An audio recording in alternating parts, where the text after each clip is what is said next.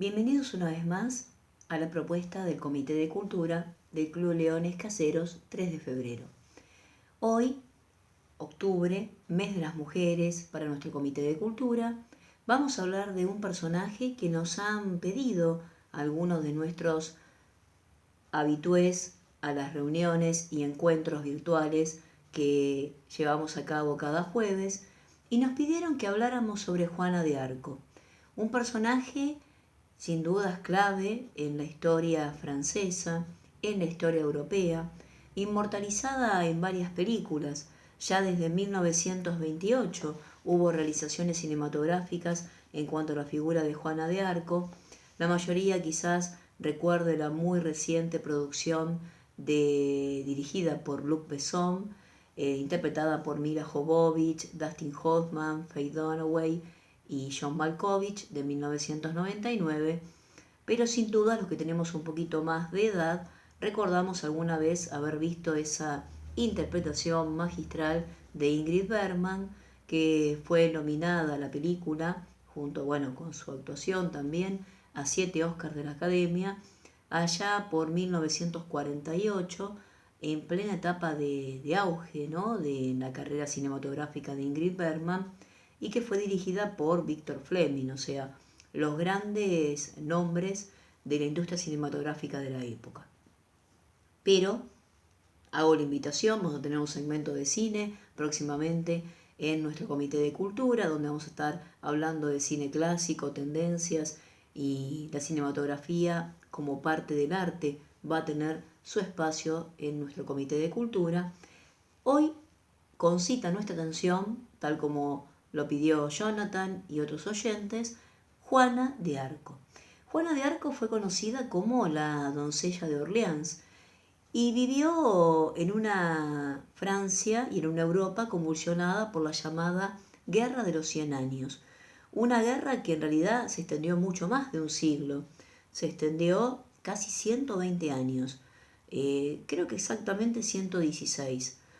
Empezó hacia 1337 y recién para 1453 podemos decir que finalizó como conflicto, ya que es un poco complejo tratar de establecer una cronología específica de esta guerra de los 100 años, porque fue un conflicto prolongado en el tiempo, pero fundamentalmente también que reconoció ciclos, momentos de auge y momentos de tranquilidad.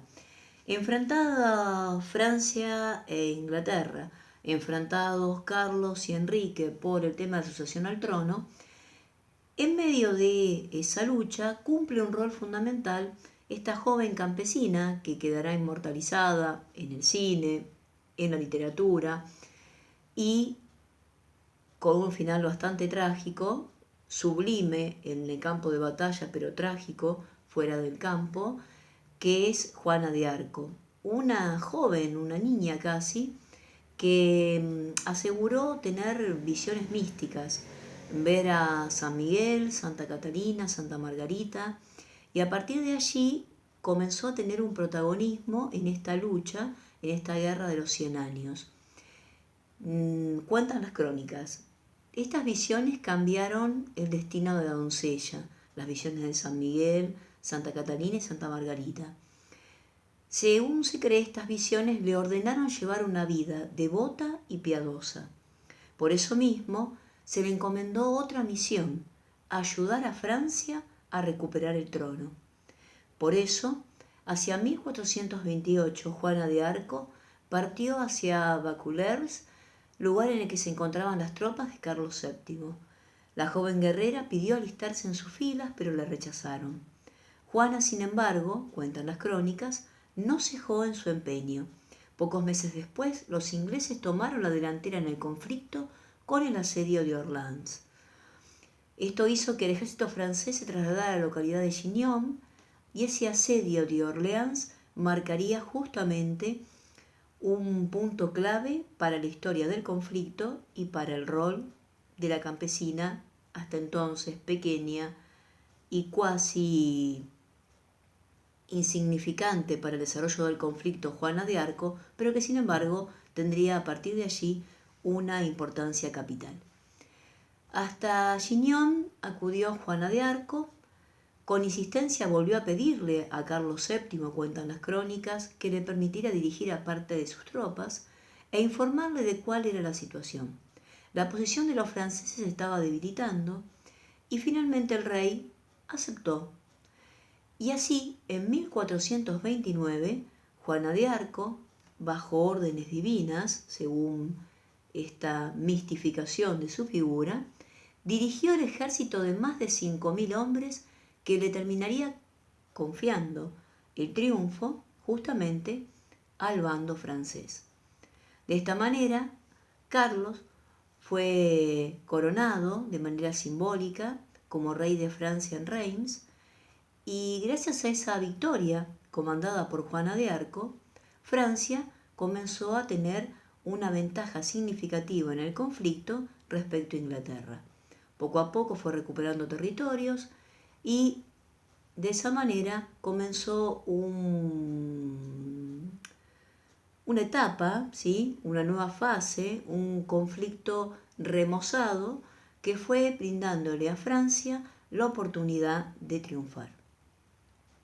Lo cierto es que esa aparente victoria es tan solo aparente para Juana de Arco, ya que se va a ver envuelta en una denuncia de herejía. Dejó de oír las voces, aparentemente Juana, tras protagonizar la batalla, quiso regresar a su casa, pero siguió combatiendo. París, Compiègne, y así, hacia mayo de 1430, con 800 ya días de batalla, fue capturada por el duque de Borgoña. Tiempo después fue vendida al ejército inglés para que fuera procesada. Trasladada a Rouen, cuentan las crónicas, fue juzgada por un tribunal eclesiástico y durante ese proceso la joven declaró: las voces procedían de los santos y de Dios. Esto significó que el tribunal la acusara de herejía, de brujería, y decían que las voces eran diabólicas. Por lo tanto, con la idea clara de desprestigiar a Carlos y al trono francés, lo cierto es que Juana fue procesada. Durante más de 3 meses se le inició un proceso que finalmente terminó con su condena a muerte. A los 19 años, Juana de Arco murió quemada en la hoguera en la plaza de Rouen. Y como tantas otras mujeres, pagó un alto costo por su protagonismo. Sin embargo, su rol fue decisivo. Y así, con 19 años, Juana de Arco moría en la hoguera. Sin embargo, pasarían siglos, llegaría el siglo XX, y hacia 1909 sería beatificada y canonizada en 1920. Patrona de Francia, símbolo de la unidad nacional, Juana de Arco no solo quedó inmortalizada en películas célebres, sino también se convirtió en un ícono de Francia, de la mujer, de esa Francia que después también recuperaría la visión de la mujer en Marianne, el retrato de la Revolución Francesa, el retrato de la lucha y la mujer que enarbola la bandera y los colores de Francia para seguir luchando por la libertad y por los valores esenciales de la dignidad humana. Octubre, mes de las mujeres en el Comité de Cultura. Juana de Arco, un pedido de nuestra audiencia, retratada mínimamente aquí para que todos ustedes comiencen a indagar más acerca de este personaje clave en la historia europea, en la historia de Francia, en la lucha de las mujeres y en la reivindicación de la libertad y las dignidades humanas.